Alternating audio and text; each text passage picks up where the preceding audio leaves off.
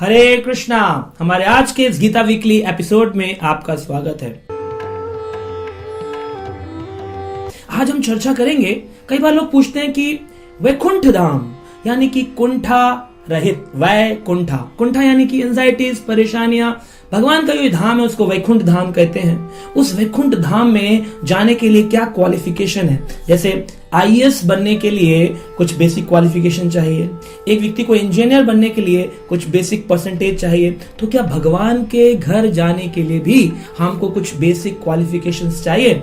हाँ, बिल्कुल चाहिए। और भगवान श्री कृष्ण ने भगवत गीता के 15वें अध्याय के श्लोक संख्या 5 में इस बात को वर्णन किया है।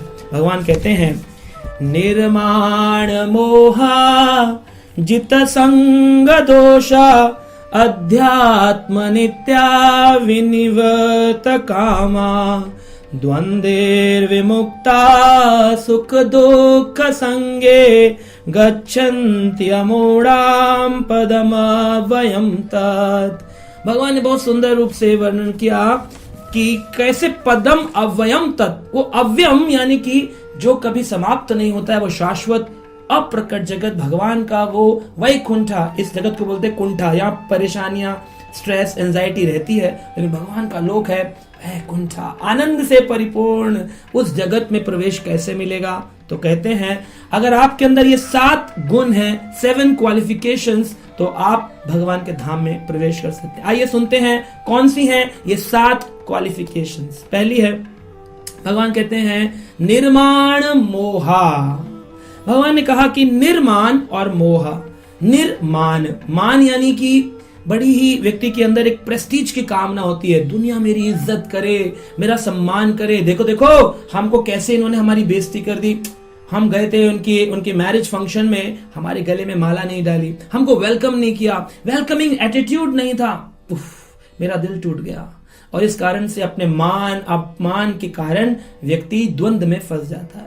तो पहली क्वालिफिकेशन है निर्माण। कोई व्यक्ति मुझे इज्जत दे न दे, मुझे सबको इज्जत देनी चाहिए। हाँ, इसीलिए हमारे श्री चैतन्य महाप्रभु भगवान श्री कृष्ण जो कलयुग में आए, उन्होंने कहा, तृणादपि शुनीचेना तरोरपि सहिष्णुना अमानिना मान देना कीर्तयम् सदा हरि। सदा हरि का कीर्तन वही कर सकता है जिसने अपने अंदर ये गुण अर्जित किए हो। वो बहुत ही ज्यादा तृण से अधिक विनम्र हो, पेड़ से भी अधिक सहनशील हो। अमानिना मान देना, कोई मुझे सम्मान करे ना करे, मुझे सबको सम्मान देना है। भाई, आप दूसरों के कारण अपने एटीट्यूड, अपने गुण को क्यों बदल लेते हैं? अगर वो नेगेटिव व्यक्ति है, आप भी नेगेटिव हो जाएंगे, तो फिर फायदा क्या हुआ आपका? आपको पॉजिटिव रहना है। वो चाहे कितना भी नेगेटिव करे, अगर वो नेगेटिव करेगा तो प्रकृति का इक्विलिब्रियम उसके लिए नेगेटिव क्रिएट करेगा। अगर आप पॉजिटिव करते हैं तो आपका जो ये इक्विलिब्रियम है, इस प्रकृति का नेचर, वो आपको भी पॉजिटिव ला करके वापस देगी। व्हाट गोज कम्स अराउंड, जो जाता है वही वापस आता है। जो जैसा बोएगा वो वैसा काटेगा। इसलिए किसी के भी बुरा करने पर हमें बुरा नहीं करना चाहिए। निर्माण, मान की अभिलाषा से मुक्त होना चाहिए। मोह, निर्माण मोहा, हमें मोह यानी अटैचमेंट्स, आसक्ति बहुत है इस संसार में। अपने हर चीज को पकड़ के रखना चाहते हैं। अहम ममेति, ये मेरा है, ये मैं हूं, मैं, मेरा, मैं और मेरा। इस द्वंद्व में इतने अटैच हो जाते हैं कि हमें समय ही नहीं होता कि हम भगवान श्री कृष्ण का भजन करें, गीता पढ़ें, भागवत पढ़ें। हमारे पास टाइम ही नहीं होता है। तो इसलिए भगवान कह रहे हैं, अपनी इस आसक्तियों को तोड़ दो। आसक्ति का मतलब है जो आसक्ति है वो जा भी सकती है। इसलिए इस अटैचमेंट्स को, आसक्तियों को छोड़ो। हम ये नहीं कहते कि फैमिली छोड़ो, हम ये कहते हैं आसक्ति छोड़ो। यानी कि जैसे कोई व्यक्ति ऑफिस में जब काम करता है तो उसको ऑफिस की तरफ से एक लैपटॉप दिया जाता है कि आप इस पर काम करें। वो लैपटॉप वो जानता है कि ये मेरे ऑफिस का, जिस दिन मैं ऑफिस छोड़ूंगा, अपनी कंपनी चेंज करूंगा, मुझे ये लैपटॉप भी कंपनी को वापस देना है। वो उसकी केयर करता है, लेकिन उससे अटैच नहीं होता। ऐसे ही संसार ने हमको फैमिली दी है, सोसाइटी दी है, जो भी दोस्त दिए, रिश्तेदार दिए हैं, उनकी हमें केयर तो करनी है, लेकिन उनसे अटैच नहीं होना, ये सोचते हुए एक ना एक दिन हमें जाना है या उनको हमसे दूर जाना है। इसलिए अगर ये व्यक्ति जान जाएगा तो निर्माण मोहा, वो मोह से भी मुक्त हो जाएगा। सो फॉल्स प्रेस्टीज हमारा पहले क्वालिफिकेशन है, फॉल्स प्रेस्टीज से दूर रहें, फ्री फ्रॉम फॉल्स प्रेस्टीज। दूसरा है free from this attachments and illusions, ये जो इल्यूजन है संसार का, इससे बच के रहे। निर्माण मोहा जित संग दोषा, जिसने संग के दोष को जीत लिया है। जित संग दोषा, जित यानी जीतना, संग दोषा, संग यानी जो हमारा एसोसिएशन है। कैसे लोगों के साथ उठते बैठते हैं, कई लोग अपने फ्रेंड सर्कल में बैठते हैं और कहते हैं जी मैं ड्रिंक करना नहीं चाहता हूं, मैं नॉनवेज खाना नहीं चाहता हूं, लेकिन मुझे फोर्स किया जाता है क्योंकि मेरा एसोसिएशन, मेरे फ्रेंड सर्कल ऐसा है। अरे भाई, आपके कर्म आपको फल देंगे, उसके कर्म उसको फल देंगे। Don't get influenced by the association of your friend circle. उनके इन्फ्लुएंस से हटिए, छोड़िए। बैड एसोसिएशन को छोड़ना ही भगवान को प्रसन्न करना, उनके घर में जाने की क्वालिफिकेशन है। So free from bad association.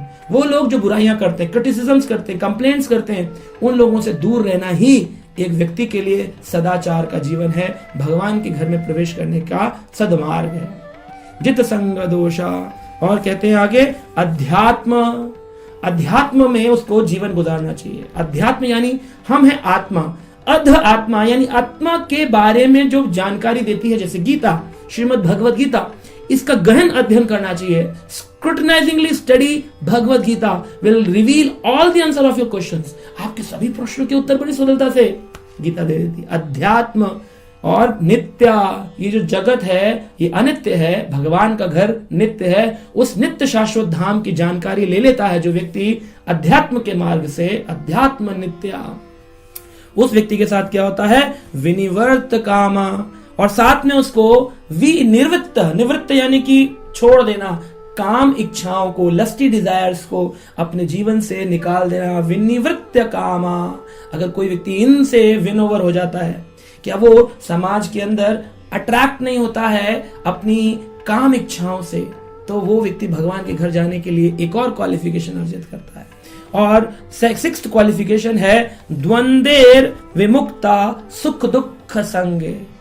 सुख आए या दुख आए, इस द्वंद से उसको मुक्त होना चाहिए। ये सोचना चाहिए सर्दी और गर्मी के समान सुख दुख तो आएंगे, रेड लाइट और ग्रीन लाइट के समान सुख दुख तो आएंगे। अगर सुख है, ग्रीन लाइट है, तो दुख यानी रेड लाइट भी आएगी।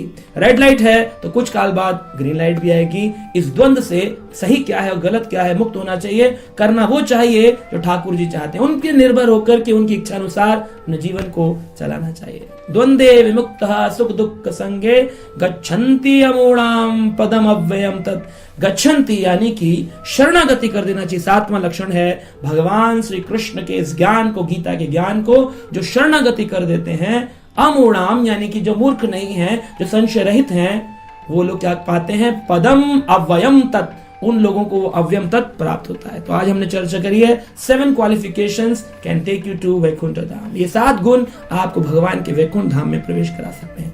आशा करते हैं आप गीता को ध्यान से पढ़ेंगे, इन 7 गुणों को अर्जित करने का प्रयास करेंगे और अपने जीवन को सफल बनाएंगे। हरे कृष्णा।